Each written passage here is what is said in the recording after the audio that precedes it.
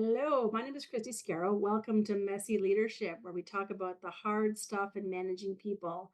I'm really excited to welcome Yves Dalcourt. He's a managing director at Melee in Australia and New Zealand. So he's joining me from quite far across the pond. I'm really excited to reconnect with you, Yves. We worked together long ago, so welcome.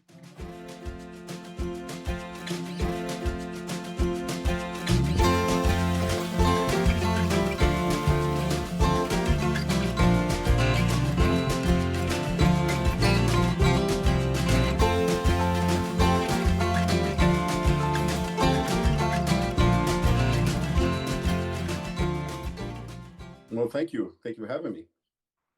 So I wanted to actually start because you have a unique probably experience than probably some of my listeners or others, because you have gone to an entirely new country and you did so during COVID, which was a new challenge. So I would love to hear a little bit about some of the challenges that posed for you as a leader and how you navigated that. Yeah, it was, looking back at it, it's quite the, not, I don't say the ordeal, but quite the experience. So I first took the role and landed in Australia in late January of 2020. So at that time, late 2020, COVID was non-existent to a certain degree.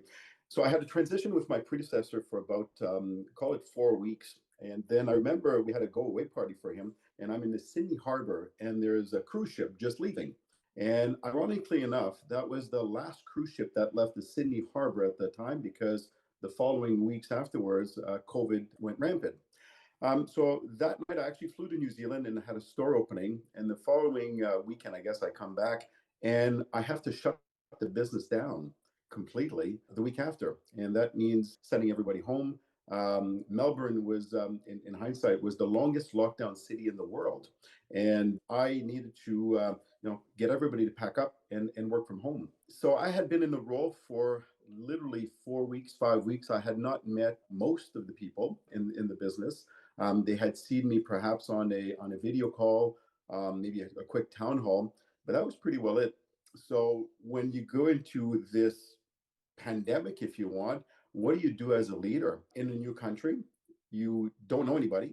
You are confined to your home, and then you have a business to run.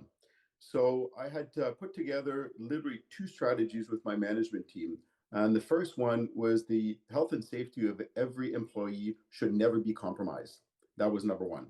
Number two was how do we keep the business going despite challenging times ahead? So that was the only two things that we put on the table. And then we started working on, okay, how do we move forward with the business? But when you look at human behavior specifically, you quickly realize in a pandemic that people are more concerned about themselves, their family, their surroundings before they think about their business. And because I was a new leader, everybody looked to me to say, what are you going to do for us now? We don't know you. We need to have some type of direction and so on and so forth. So what I did was I had my assistant all of the personal numbers of all 650 employees. So every day I would ring up call it 20 to 25 individuals every day just to introduce myself, just to say, how are you doing? What's your day like? And Christy, the responses I was getting was, thanks for the call. I can't really talk to you right now because my children are crying, or I need to do some schooling for my kids. And my response to that, great, that is your priority. Number one priority is your family. And then I get a call back later. She said, I'm really sorry. My kid was, I said, no, no worries. Your priority is your children. And as we moved along the journey of COVID, of course, people were just waiting for my call because they were introducing, I'd introduce myself. But what we did at the same time was created these fun activities. And I created out of the blue, it was the song of the day. And it was as simple as I started with the song of the day, and this is why this song meant something to me. And then I asked somebody else to do it the next day, and so on and so forth. And it was funny because we were confined to our homes. So essentially, everybody was waiting for the song of the day and what it meant for that person. And it just got the company going, and that the song of the day. So it was one of those things that people were anticipating, waiting for it, and so on and so forth. On top of that, I must have sent, I think it was 78 or 80 days straight of an email to the entire organization every day. Here's where we are. Here's what's happening. Here's what we need to do. Or here's the next steps. Every day was a constant communication. So as a result of that, we put everybody at ease. We put everybody in a sense of the main purpose here is our or health and safety.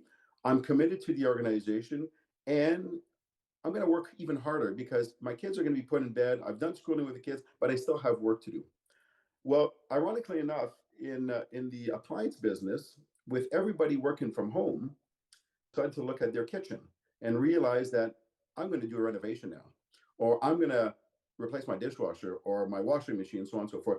So our business went through the roof, and a good problem to have, except then you started realizing that we could not supply anymore because the demand was so high. And because we lived so far away, there was obviously issues with logistics, with production, and so on and so forth.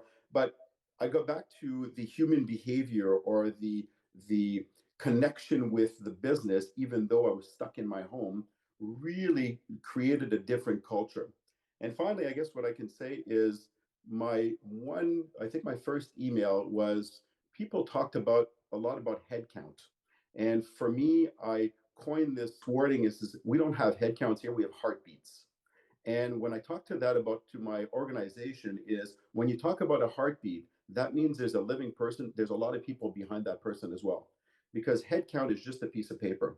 And when we talked about heartbeats of the organization, that became something that just kept on and still living today because they feel part of an organization, part of a culture that they really really enjoy. So that's what we did during COVID. Personally, it was very difficult because my kids and my wife had come to visit me. I think it was at the end of February, and then left. And my wife said, "I'll see you in a couple weeks."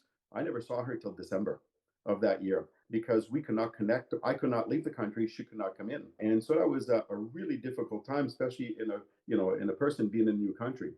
The blessing in disguise. This is a very strange thing. My older brother had come to visit me, and single, never been married, and he was going to stay for 6 weeks. Ended up staying for almost 12 months. So it was just kind of a strange thing that all coincidence it happened that I wasn't really left alone because my older brother was with me in a weird way. So that was the journey of COVID. And throughout that, I've been here now for 5 years. The culture has never been better. The engagement with the organization, with the brand, with the people, it's something really quite amazing. And I think that was really the start of that cultural difference or change. COVID, I remember mentioning to my team, don't waste a crisis, right? And this was a crisis, and just don't waste it. This is an opportunity for us here. So it was a kind of I look back at it and I say, wow, I can't believe we went through it. But when you're put into that situation, you have to do something. You can't just sit and wait, right? Wow, there's so many wonderful things you just shared there, even starting with the simplicity of focus that, you came into this environment and said, we've got two things. And really you leaned into the one, which was that personal connection, even though you didn't have your own family around you, which must have been very challenging to have to deal with. So I love what you shared, those simple things, that personal connection, that reaching out, that song of the day, little things that make such a big difference. And it sounds like it's really shaped the culture, and your leadership, and people were able to build trust with you fairly quickly when, as you said, it wasn't easy to build trust, which we hear a lot about in hybrid and working from home and remote. How do you build trust if you can't do that? And you shared some amazing examples of how you could do that in that situation. So interesting enough, I'll shift a little bit because I think you've shared some great insights on how leaders can utilize that personal touch. And I say utilize in a way, meaning make it meaningful for people and connect, and not in a negative way. But I've known you for many many many years. Well, we haven't worked together in a long time, but I'd love to hear your journey as a leader and some of the maybe challenges or things you've faced that you've learned, or the hard lessons that got you to be sort of the leader you are today. I think I go back to my first job at a very high profile FMPG company. And I was in my early 20s. And of course, you are all ready to go. You're nervous. You are, you want to conquer the world. And I remember walking in early one morning going up the elevator, and the CEO of the company happened to be in the elevator with me. And I said, "Wow, this is the CEO." And Christy, this was so disappointing because I was, I think, on the ninth floor and he was on the 15th floor, whatever the case may be. And he didn't even have eye contact with me. He couldn't wait for me to get off the elevator. And because for whatever reason, maybe he was an introvert or whatever the case may be. And this is me as a newcomer. I think I've been in the business maybe for a month or so. And I felt so hurt at that time because I'm like this, why wouldn't the CEO just acknowledge that I'm here or just say hello and have an interest in me? And that really formed, it's funny, I still remember that to today because I said to myself when I'm never going to be that leader. I'm never going to be that leader that just pretends to be, in the Oval Office, whatever the case may be, and care about my employees. And that really, I don't want to say it shaped my leadership role, my leadership, but I felt that there needs to be a connection with the employees. I mean, at the end of the day, they work for you or they want to work with you, and so on and so forth. So that really stuck with me for many, many years. And as you have over the course of your career, you have some leaders and you really have some really, really bad leaders. And it's just a matter of managing with both and understanding, taking the best from the great leaders and really not repeating what you don't like about the leaders that not necessarily is on the same wavelength as you. And so over my course of my career was just having that human element first. It's in I guess in the sports analogy would be I'm a player's coach. And for me, it's all about that connection. And I feel as comfortable in a boardroom as I do in a warehouse in a pump truck, right? It really doesn't matter to me because I'm able to adapt or just to feel very, very comfortable in any circumstance. And I think that's the difference perhaps in my leadership style is I have no issues in picking up the phone and calling whoever it is. I have no issues in going into a delivery truck, doing the delivery, and so on and so forth. So again, for me, it's important because then I need to understand how everything works. And if I don't see it for myself and appreciate for myself, how can I make decisions in the boardroom that will impact the lives of people, how their habits, and so on and so forth. So really, that's how I shaped really my leadership style and being humble. You know what I've always say, don't try to be anybody else or somebody else. And throughout your career, you go through steps of, oh, I need to impress that person, or I need to make sure that I say the right words, and so on and so forth. And I've come to a realization that, well, when I try to do that, then I fail because I'm not authentic.